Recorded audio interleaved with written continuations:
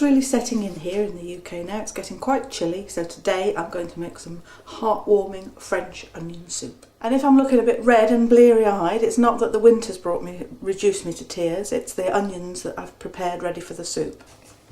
In the saucepan is about 4 pounds of sliced onions. I've sliced the onions fairly thinly because we're going to be leaving whole slices of onions in the soup. In the saucepan is also about 3 ounces of butter and 3 tablespoonfuls of oil. I should be putting those on now to heat through gently. I'm going to add about a tablespoonful of sugar as well to help caramelise the onions and give them a nice brown look. The onions have started to soften now, so I've also added 4 cloves of crushed garlic. We don't want the onions to crisp like fried onions, but we do want them to cook and soften before we add any liquid to them. To make enough soup to feed 6 people, you'll need about 1.5 pounds of onions, a clove of garlic and about 1 ounce of butter and a tablespoonful of oil. The onions are cooked through now and starting to caramelise nicely, and the depth of darkness is entirely up to you. My onions are just lightly browned, and so now I'm going to start adding the stock. So to your fried onion mixture you want to add a good amount of beef stock.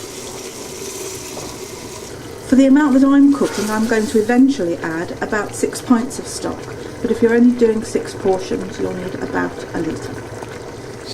I'm also adding a couple of sprigs of thyme and a quantity of wine. The amount depends on how much you're making, obviously.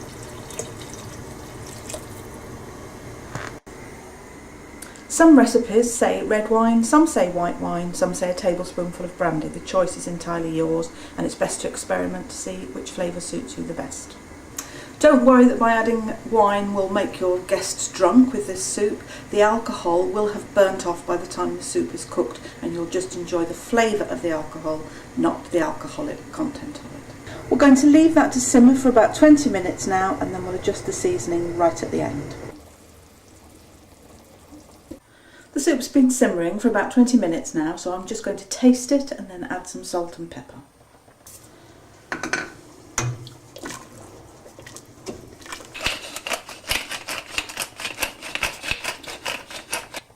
Keep tasting and adding salt and pepper until it meets your requirements. The traditional way to serve French onion soup is with a large crouton floating on top, covered with grilled grated cheese. I've cut my bread to approximately the size of my soup bowl so it floats nicely on top. With plenty of cheese on, a bowl of French onion soup makes an ideal complete lunch dish. Make sure you've fished out the thyme before you serve it so that nobody chokes on the stringy bits, and ensuring you get plenty of onions along with the liquid in each bowl of soup.